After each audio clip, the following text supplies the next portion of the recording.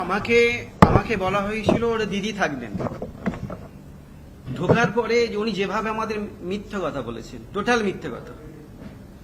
এখানে হোটেলে চলুন, অমুক জন আসছে, তমুক জন আসছে, তমুক জন আসছে, এই যাচ্ছি।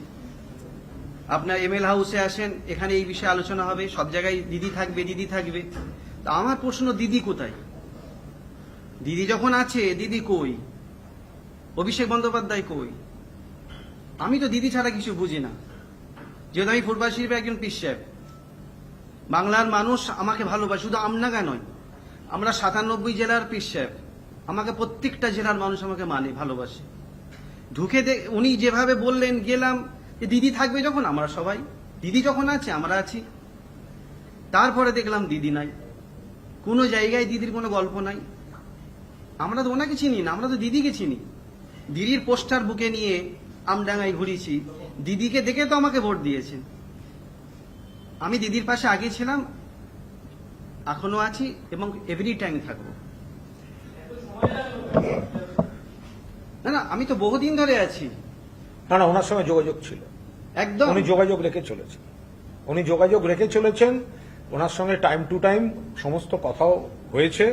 এরম নয় যে উনি কোনো যোগাযোগ দিচ্ছেন। ওনার একটা কনফিউশন ছিল, ওনাকে বলা হয়েছিল যে সইগুলো হচ্ছে সেগুলো দিদির কাছেই দেয়া হবে বা এই ধরনের কিছু একটা। তো পরবর্তীকালে উনি যখন বুঝেছেন যে সইয়ের অপব্যবহার হয়ে যাচ্ছে, তো উনি খোলাখুলি সেগুলো কথা বলে। এরম নয় যে উনি মানে যোগাযোগ রাখেননি। টোটাল বিজেপির হয়ে কাজ করছে। আমি একটা কথা বলছি, এই যে প্রভিশনাল অপোজিশন লিডার না, মাননীয় স্পিকার, এটা তো উনি যে সিদ্ধান্তটা নিয়েছেন, কোর্ট তো সেটাকে প্রভিশনাল বলে দিয়েছে। আমি স্পিকার সাহেবকে পূর্ণ শ্রদ্ধা সম্মান জানাই। আপনার কোনো একটা টেকনিক্যাল পক্ষপাত দোষের জন্য এই প্রভিশনালটা হয়েছে। আমি অধ্যক্ষকে বলবো যে কোর্টে যখন এই প্রভিশনাল শব্দটা এলো, এটা তো স্পিকারের রায়ের পক্ষেও অবাঞ্ছিত। ফলে আমি বলছি, অপোজিশন লিডার পোস্টটা নিয়ে ফ্লোর টেস্ট হোক এবং সিক্রেট ব্যালটে হোক। অপোজিশন লিডার পোস্ট নিয়ে অনারেবল স্পিকারের কাছে আমার অনুরোধ, আপনি বিজেপিকে সাহায্য করার জন্য রীতি বহির্ভূতভাবে আপনি দিয়ে দিয়েছেন। একটা মামলা চলছে, তার মধ্যে ঢুকছি না। আমার পার্টি কোর্টে লড়ছে, মমতা বন্দ্যোপাধ্যায়ের নেতৃত্বে তৃণমূল কংগ্রেস আইনেও লড়ছে, মানুষের মধ্যেও লড়ছে। এইবার আপনাকে মাননীয় অধ্যক্ষ পরিষ্কার বলছি, এই কথায় কথায় এরা বলছিল না ফ্লোর টেস্ট হোক, ফ্লোর টেস্ট হোক, চলুন ফ্লোর টেস্ট হোক। যারা বলছিল ফ্লোর টেস্ট হোক, চ্যালেঞ্জ অ্যাকসেপ্ট করে বলছি অপোজিশন লিডার নিয়ে ফ্লোর টেস্ট হোক এবং সেটা সিক্রেট ব্যালটে হোক। ওই শুভেন্দু বাবু পুলিশ দিয়ে, বাড়িতে পুলিশ পাঠিয়ে একে ডেকে এনে ওর সঙ্গে যাবে না। সিক্রেট ব্যালট হোক, ফ্লোর টেস্ট হোক, চলুন দেখা যাক।